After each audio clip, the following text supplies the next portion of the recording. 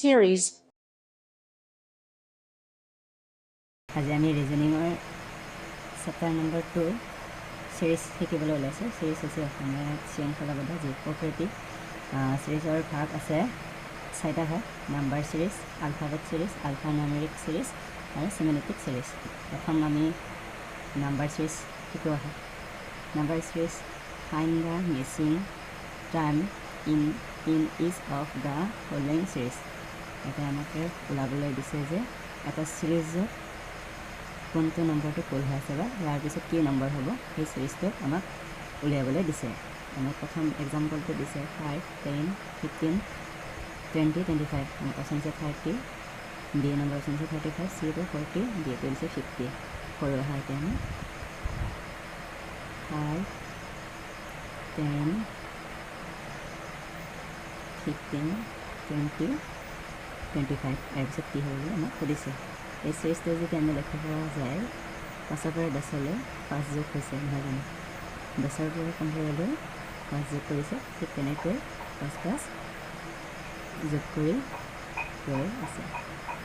15ৰ পৰা 5 যোগ কৰিলে 20, 20ৰ পৰা 5 যোগ কৰি 25, 25ৰ পৰা 5 যোগ কৰি পাম আমি নেক্সট এনচাৰটো। 5 যোগ কৰি দিলে পাম 30। Option number A is the correct number. Answer A. দুই নম্বর এক্সাম্পলটো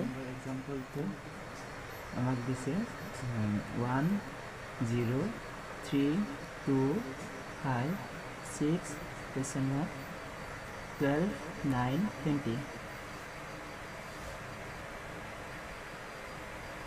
আমাক দিয়া আছে 1, 0, 3, 2, 5, 6, 12, 9, 20। আমি যদি চাওঁ ইয়াতে অযুগ্ম হৈ আছে। এতিয়া 2 যোগ কৰিলে 1, 2, 3, 3 লগত 2 যোগ কৰিলে 5, 5ৰ লগত 2 যোগ কৰি দিলে আমি পাম 7, খালি ঠাইতে পাম 7। আমাৰ এনচাৰটো হ'ব 7। ঠিক তেনেকৈ ইয়াতে 2 যোগ কৰিছে, 7 আৰু 2 যোগ কৰিলে 9। আমি যেতিয়া আৰু তাৰ চেষ্টাত চাওঁ 0, 0ৰ পৰা 2 যোগ কৰি 2, 2ৰ লগত 4 যোগ কৰিছে, 2ৰ 4 যোগ কৰিলে 6, 6ৰ পৰা 6 লগত 6 যোগ কৰি 12, 12ৰ লগত 8 যোগ কৰি 20। আমি এই চিৰিজটো চাওঁ। 2ৰ পৰা 2 যোগ কৰিলে 4, 4ৰ লগত 2 যোগ কৰি দিলে 6, 4ৰ লগত 2